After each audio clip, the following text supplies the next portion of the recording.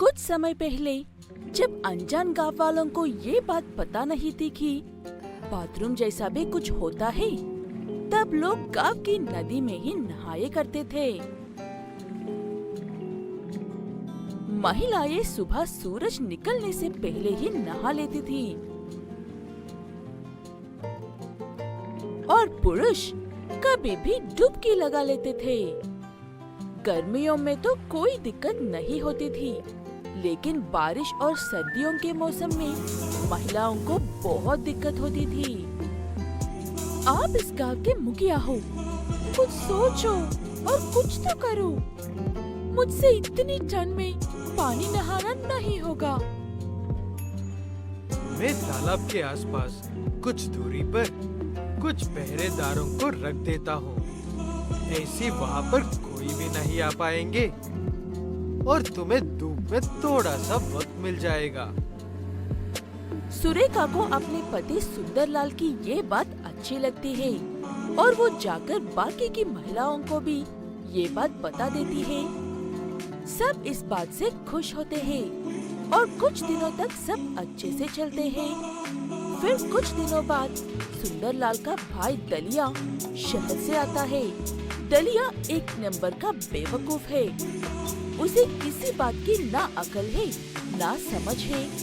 इसलिए जब उसे ये बात पता चलती है, तब तालाब की ओर चल पड़ता है।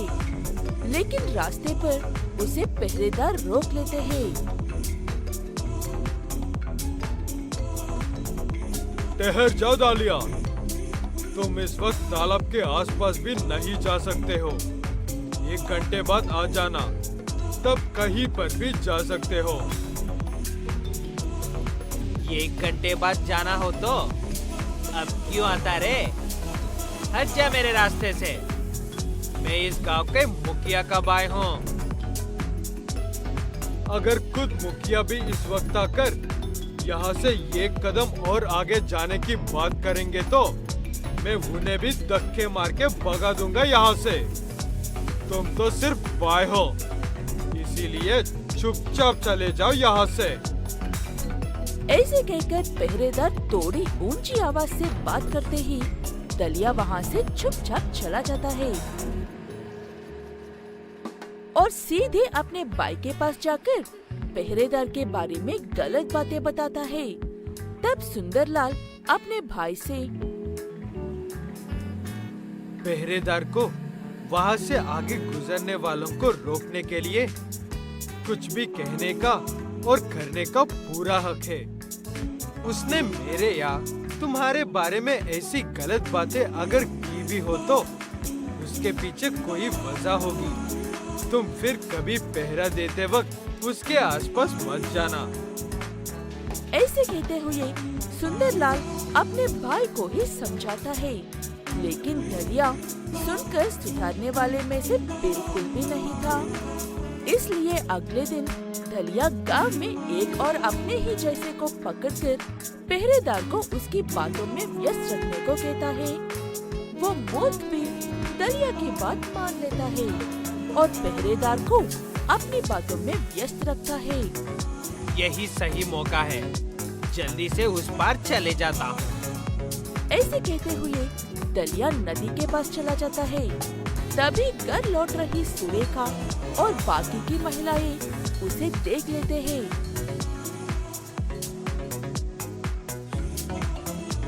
दलिया, तुम यहाँ पर क्या कर रहे हो? तुम्हें पहरेदार ने रोका नहीं था क्या? बहुत सालों बाद गांव आया हूँ भाभी जी। गांव की खूबसूरती देखने के लिए चला आया हूँ। लेकिन आप सब तो वापस जा रहे हो। बदतमीज, शर्म नहीं आती तुम्हें? कैसी बातें कर रहे हो, वो भी अपनी भाभी के सामने? हम बेशर्म लोग हैं जी। आप सब भी हमारी तरफ आ जाओ तो आनंद आ जाएगा। दलिया उन सबसे ऐसे बदतमीजी कर ही रहा था कि वो पहरेदार उस गांव वाले की अच्छी पिटाई करके उसे तालाब के पास खींच कर आता है और सुरेखा और बाकी महिलाओं से माफी मांगता है। ठीक से पहरा ना दे पाने की वजह से। तुम माफी मांगकर हमें शर्मिंदा मत करो। हम सबकी किस्मत अच्छी है जो तुम हम सबकी रक्षा करते हो। तुम एक बहुत ही अच्छे पहरेदार हो और एक अच्छे पहरेदार की तरह इसे भी सबक सिखाओ। उसके बाद पहरेदार डलिया की भी खूब पिटाई करता है और सारे गांव में ये बात बताता है ताकि आगे से फिर कोई ऐसी हरकत करने की सोचे भी नहीं। तब से गांव की महिलाएं और भी सुरक्षित महसूस करते हैं। मुखिया भाई हो या खुद मुखिया या कोई भी गांव वाला, सबके लिए एक ही सजा है।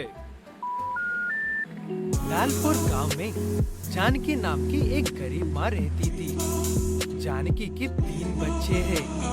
उसके पति रोड एक्सीडेंट में मरे गए थे, इसीलिए तब से जानकी अकेले ही अपने 3 बच्चों को संभाल रही है।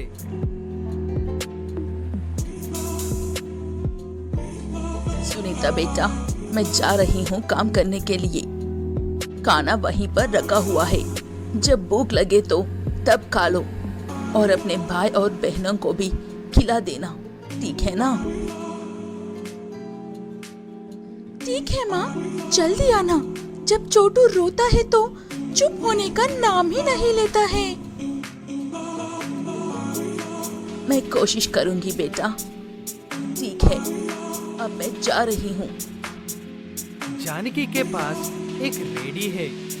उस रेडी पर जानकी गली गली घूमकर पुराना सामान इकट्ठा करती है और कबाड़ी वाले को बेच देती है। जो कमाई होती है उसी से घर चलाती रहती है। पुराने सामान के बदले पैसे ले लो माँ जी। पुराने बर्तन देकर पैसे ले लो। सुनो, इधर आओ, मेरे पास कुछ पुराने बर्तन हैं। ऐसे वो महिला कुछ ज्यादा ही पुराने बर्तन देती है। जानकी ज्यादा लालच किए बिना वो खरीद कर सीधे घर चली जाती है। उसे इतनी जल्दी घर में देखकर बच्चे बहुत खुश होते हैं।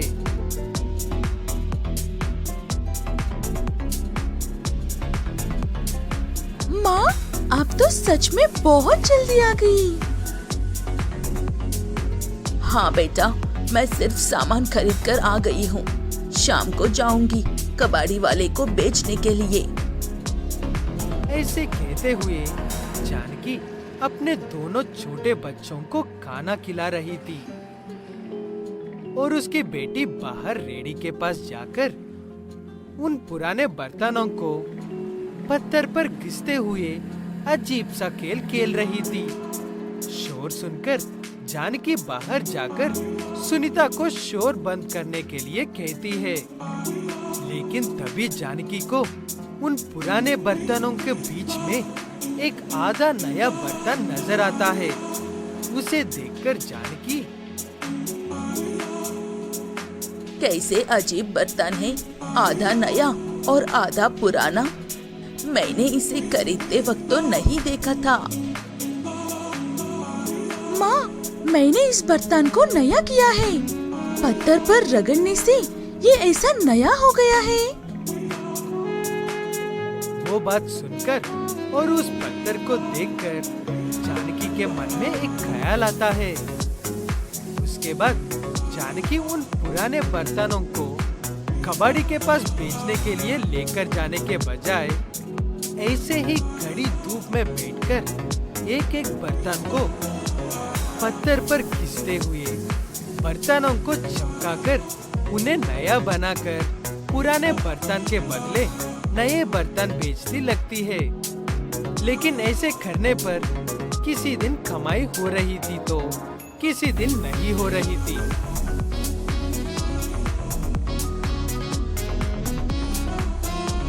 माँ, आप क्यों नहीं खा रही हो?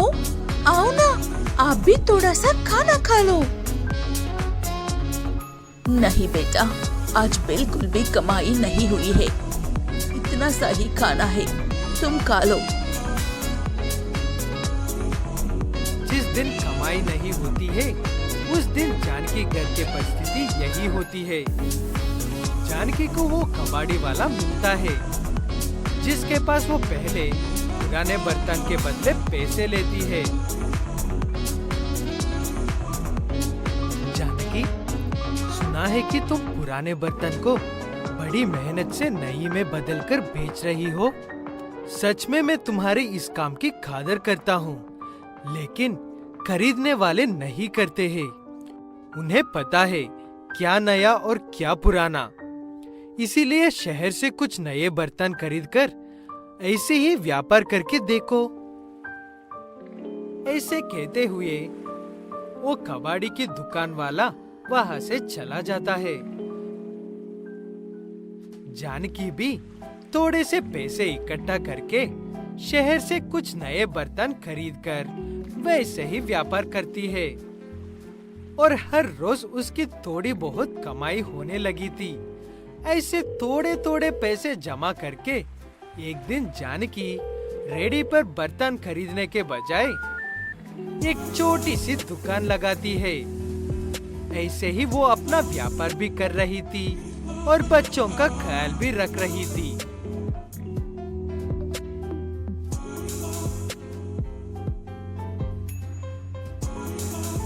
शुक्रिया भैया जी, ये सब आपके ही सुझाव की वजह से मुमकिन हुआ है। ऐसा कुछ नहीं है, सबको खुशी रहने का हक है।